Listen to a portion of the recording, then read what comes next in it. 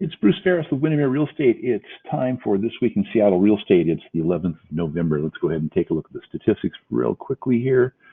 Over on the right-hand side, center column U, we are seeing a bright green area. That's underneath the weekly 6-day properties that go off market in 6 days in relationship to the total amount of properties going off market. And we're seeing it under 20% in this last week. The previous week, we were seeing it under 30%. And in the few weeks before that, it was hovering just above 30%. So this is definitely a reduction in the number of properties that are going off market in 6 days or less, which would mean a little bit less competing offer situation out there. However, on the other hand, on the right-hand side here, the total pendings and pending inspections in relationship to actives is at 80%. Part of that is because over here on the left, column G, we're seeing a pretty low number in terms of listings, and so we've seen it dropping here, 789 coming down to 783, 776, and then finally just under 760. We haven't seen those kind of numbers since back in May. Our total pending inspections a little bit cooled down this week from the week before, not tremendously, maybe 10 or so less on average throughout the week, and the total pendings actually are up somewhat at this point. 482. So it's kind of a little bit of up, a little bit of down.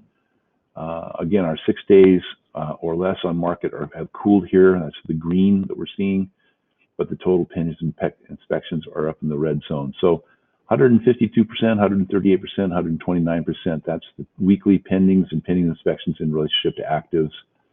So how do you interpret this? Basically, I'll say that we've got a little bit less competition in some of the areas, but we're still seeing some of those properties going into 6 days or less on market. And here they are in a 7-day time period, 25 of them on one day, 24, 26, 25. Looking back a week, 3 of them, 2 of them, 2 of them, 5 of them, 2 of them. There's your dailies on those 6 days or less. Interestingly, over here, I'm dropping in a couple of links regarding the MHA, the new zoning that has taken place. Not many people are really aware of where that's at, but we're finally getting some good maps that are giving us that information. This is a new designation called residential small lot. I won't go into specifics because it's quite complex, but just know that there are a number of areas that have been redesignated with the RSL designation, and that's going to allow even further subdividing of lots. We understand. We know that it's actually increasing the density that you can put housing on your lot, but we are hearing rumors, and we haven't got any confirmation yet, that the owners of those properties will then be able to turn around and subdivide those parcels with those new housing units on them and then sell them. Basically, what really means is they'll be able to deliver title to someone else, split off and deliver title. That will change some of the economics here.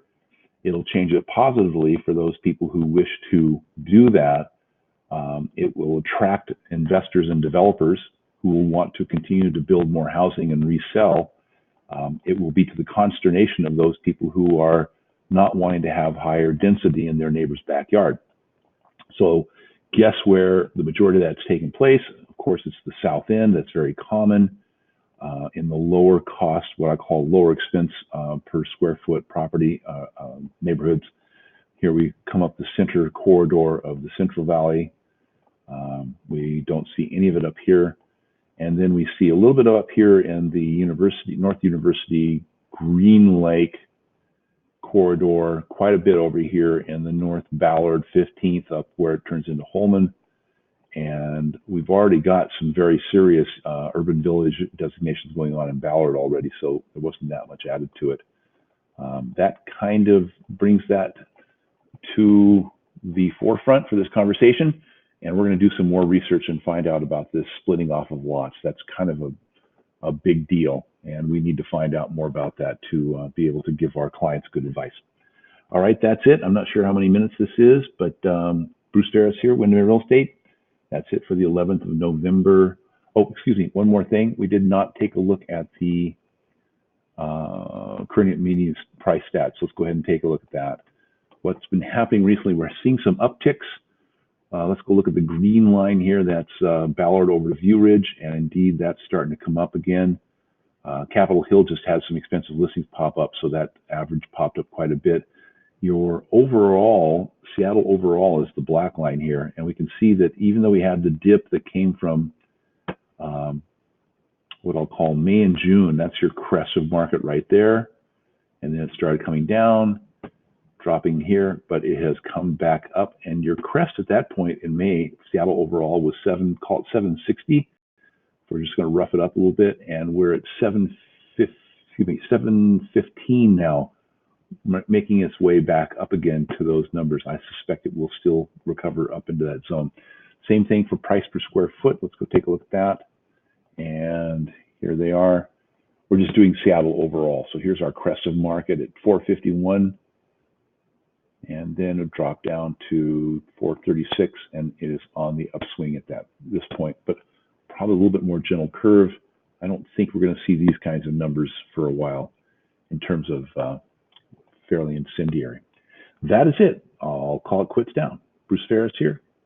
Give us a call if we can help. Take care. Bye-bye.